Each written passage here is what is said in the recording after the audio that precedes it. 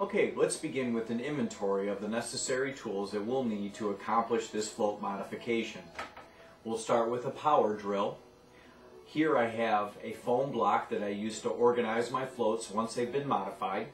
I have a miter box and miter saw, some files, some marker flags, sanding sponge, and some sandpaper. I have some items here that you have not seen in a modified float video before, and we'll get to that a little bit later as we sport tune our modified floats. I have lineman's pliers, which I'll use to cut the rod down to the length I desire. I of course have a drill, some of my favorite floats including the loafer, the green bobber, and the crystal avons from Drennan.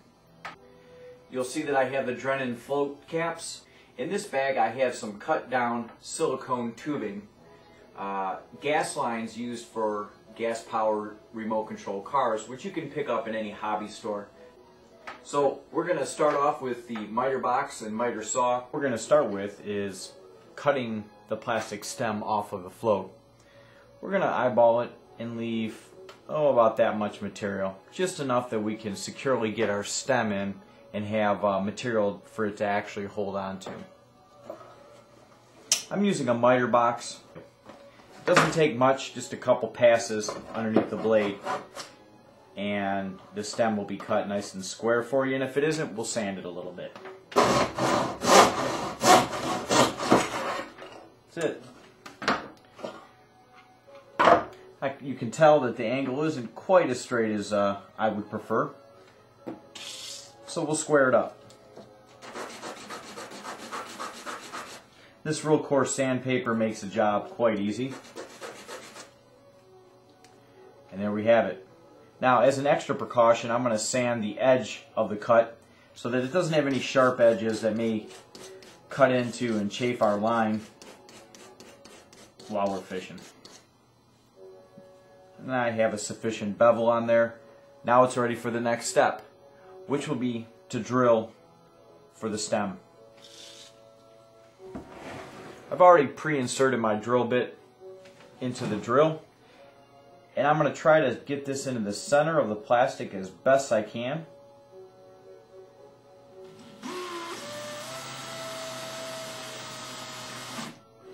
I'm going to take a look, and that hole is fairly close to center. And I'll show you a trick. This trick will allow you to get the hole drilled on center.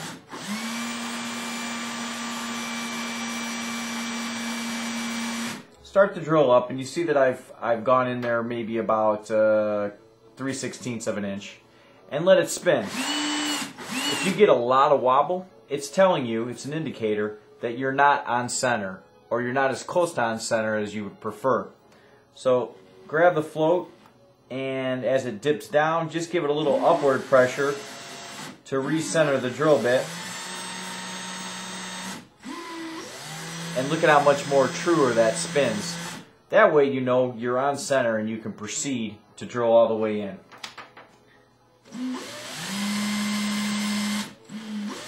Test it again. Looks real good.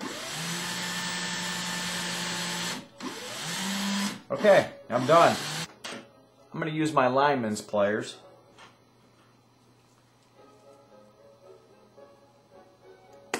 And cut the stem down. And when I do this, I have a bit of material here that definitely needs to be sanded down. It's extra sharp and it will certainly cut your line. So I'm going to use my sanding block just to get off the extreme sharp edges. And then that file that we spoke about earlier, use it to get that sharp edge off and flatten this stem down. And while I'm at it, I'll check the other edge to make sure that it doesn't have any sharp edges on it that may cut my line. And I'll just rotate the stainless steel stem, or I'm sorry, in this case it's just steel stem, and give it a quick file. Okay, after I've done that, I'm going to go back to the sandpaper.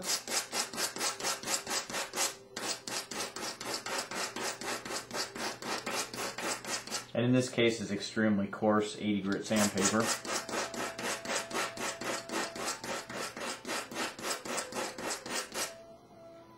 Okay, and then to the sanding pad. Give it an inspection. Repeat on the other end. And you can see how rounded that is and how there are no sharp edges. That's exactly what we're aiming for. Okay, now when we insert this into the end of the float, because I've drilled with the exact diameter that the stem is in itself, it goes in pretty well, and it probably would stay, but I don't want to risk the fact that it may come apart. I have had, in extreme cold temperatures, the stems separate from the float body itself. In an effort to not have this separate when I'm on the water making adjustments to float depth or whatever, I'm going to follow Floatman's tip, which is an excellent suggestion to get this to permanently stick in there. You're going to take your lighter and heat up the end of the stem. Get it nice and warm. And this will melt itself into the stem, and it will not come free.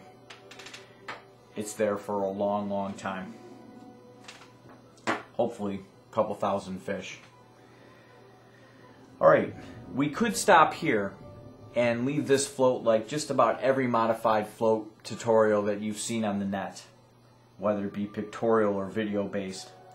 But we have a sport tune float modification to do here, and that's where the lead core, or the lead wire line comes in. I'm using .025 lead wire.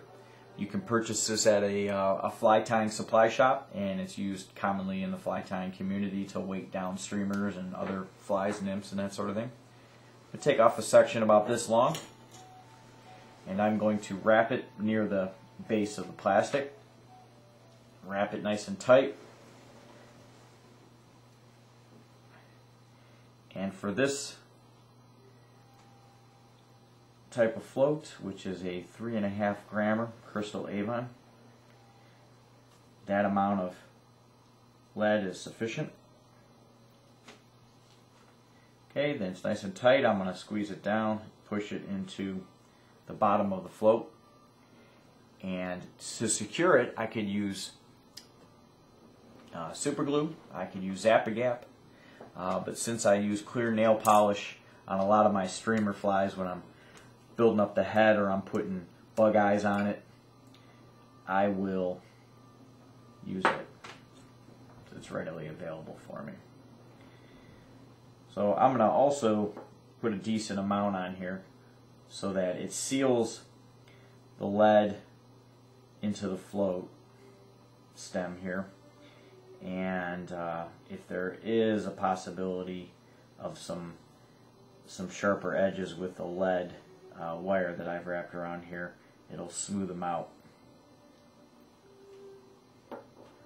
Okay. Now, all that's left is to let this dry overnight.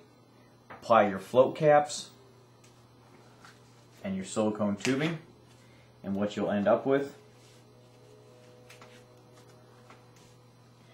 is a float just like this, except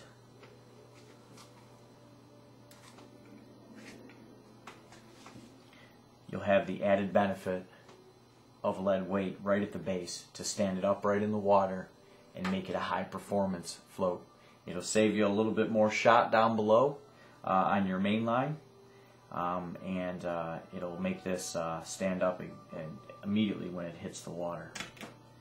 So that's the high performance modified Drennan float from Float Fishing Connection.